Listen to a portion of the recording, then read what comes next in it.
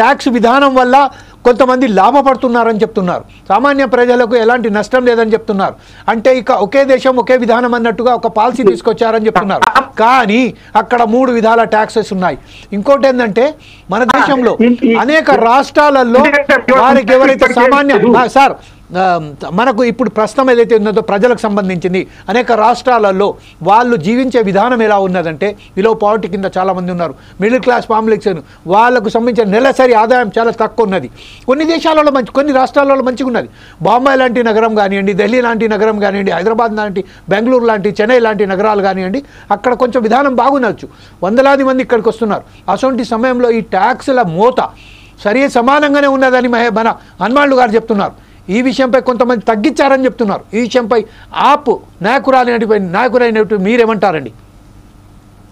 Sir, ఇక్కడ ఒక tax అనేది అది మంచి ఉద్దేశమే. జిఎస్టీ అనేది దాన్ని ఎవరు కూడా డిఫర్ అవ్వదు. ముందు మల్టిపుల్ ట్యాక్సెస్ ఉండేది, కంబర్సమ్ ఉండేది, అవన్నీ ఓకే. ఇక్కడ మేము చెప్పదలుచుకున్నది, మీరు జిఎస్టీ ఒక ట్యాక్స్ అన్నప్పుడు రాష్ట్రంలో పెట్రోల్ మీద లేదా లిక్కర్ మీద వీటి మీద కూడా జిఎస్టీ వేయాలి కదా. వాటి మీద 18% వేయండి, వాటి మీద రేట్లు వేయండి. సో వాటిని స్టేట్ కు వదిలేసినప్పుడు స్టేట్ ఇష్టం వచ్చినట్టు బాధేస్తా ఉంటే ఆ పెట్రోల్ మీద ఏదైతే ఉందో లిక్కర్ మీద సామాన్యుడు ఎవరైతే ఉన్నాడో వాడు సాయంత్రానికి వెళ్ళాక ముఖ్యంగా వీకెండ్ లో వాడు తాగే లిక్కర్ మీద 100 రూపాయలు కాస్ట్ అయితే 200 రూపాయలు ట్యాక్స్ బాధేస్తున్నారంటే ట్యాక్స్లంతా కూడా పేదవాడి కాడి నుంచే లాగేస్తా ఉన్నారు. మిత్రుడు అన్నట్టు ఉచిత పథకాల వల్ల ఉచిత పథకాలు, సో ఆ పథకాలు అనేది కూడా వాళ్ళకి వాళ్ళ వల్ల వాళ్ళు డెవలప్ కూడా అవ్వట్లేదు. ఎలా 10 రూపాయలు ఇస్తే డెవలప్మెంట్ కాదు కదా.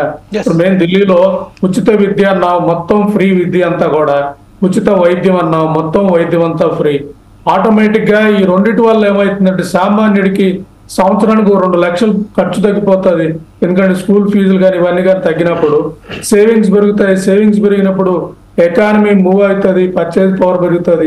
ఈవేళ ప్రభుత్వం ఆలోచించాలి కదా, ఫిజికల్ పాలసీ మనం ఎలా ఉన్నాం, సామాన్యుడు కొనుగోలు శక్తి పెంచే విధంగా వర్కౌట్ చేయాలి. ఇక్కడ ఇంకా ఇందాక మీరు అన్నట్లు అసలు వీటి మీద మాట్లాడే పరిస్థితి లేదు. కార్పొరేట్లు అంటే ఎవరు మాట్లాడాలి సార్? ఒక ఎంపీ వెళ్తున్నాడంటే 60 కోట్లు 100 కోట్లు కార్పొరేట్ పెట్టేసి వెళ్తున్నప్పుడు, కార్పొరేట్ అతను వెళ్ళినప్పుడు లేదా కంపెనీలకు సంబంధించిన వ్యక్తులు ఇక్కడ పెట్టే ఎంపీలు పెట్టే పరిస్థితి ఉన్నప్పుడు కంపెనీల ప్రయోజనాల ప్రకారం అక్కడ ఉంటది. కానీ వ్యవస్థ అంతా కూడా సామాన్యులు పార్లమెంట్కి వెళ్ళే పరిస్థితి లేదు కదా, అసలు చర్చ లేదు కదా.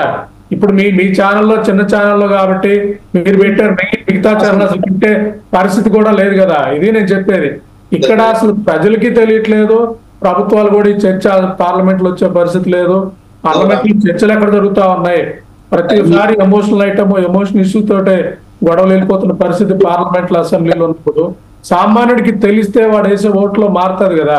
ఇవన్నీ కూడా తెలియాలి. ఇవన్నీ కూడా సో ఆమ్ ఆద్మీ తాలూకు మేము అనుకుంటుంది ప్రజలకు తెలిస్తేనే వాళ్ళు ఓటర్ చైతన్యవంతం అవుతాడు. ఓటర్ చైతన్యవంతం అయితేనే వాళ్ళు విలువ ఉంటది. కాబట్టి వాళ్ళ ఇంపాక్ట్ తెలియాలి. వాళ్ళకి ట్యాక్సెస్ వల్ల వాళ్ళకి ఏంటి వాళ్ళకి బడ్డనో నేను అంటుంది. సురేష్ గారు ఒక విషయం అండి, ఒక నిమిషం. ఇప్పుడు మనం మీరు చెప్తున్నట్టుగా ప్రసార మాధ్యమాలు ఎవరైతే ఉన్నారో వాళ్ళు కూడా ఎవరు కూడా ఈ అంశాన్ని పెద్ద ఎత్తున లేవనెత్తలేరని చెప్తున్నారు. ఈ విషయంపై ప్రసార మాధ్యమాల మీద ఎవరండి ఇంత పెద్ద వారికి సంబంధించిన ఎవరి ఒత్తిడిలో వంగి పనిచేస్తున్నారన్నట్టు మీరు భావిస్తున్నారండి?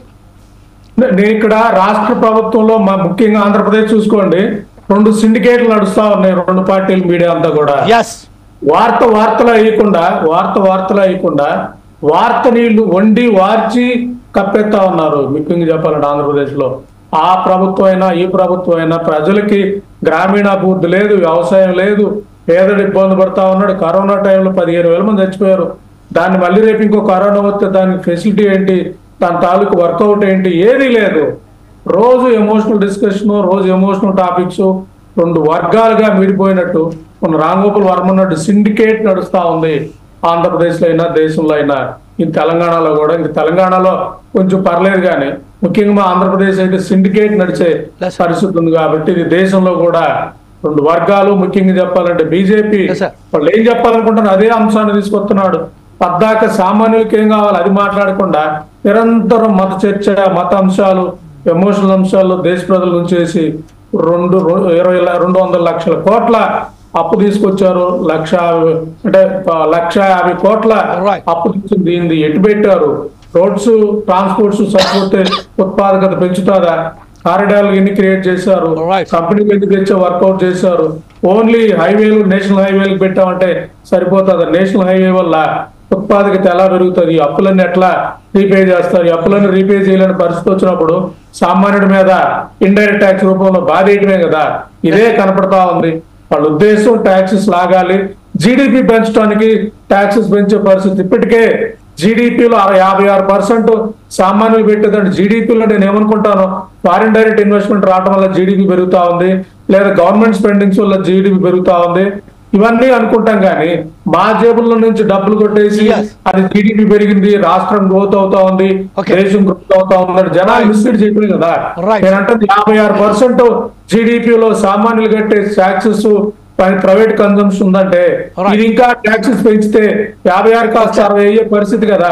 ఓకే సార్, ఇప్పుడు మరొకసారి మనం మన సురేష్ గారి దగ్గరికి వెళ్దాం. సురేష్ గారు ఇప్పుడు మీరు చెప్పినట్టుగా, ఇప్పుడు మహేశ్వరరావు గారు చెప్తున్నట్టుగా సామాన్యమైన ప్రజలకు సంబంధించింది పెద్ద ఎత్తున బాధలు జరుగుతుంది, నేషనల్ హైవేస్కు సంబంధించింది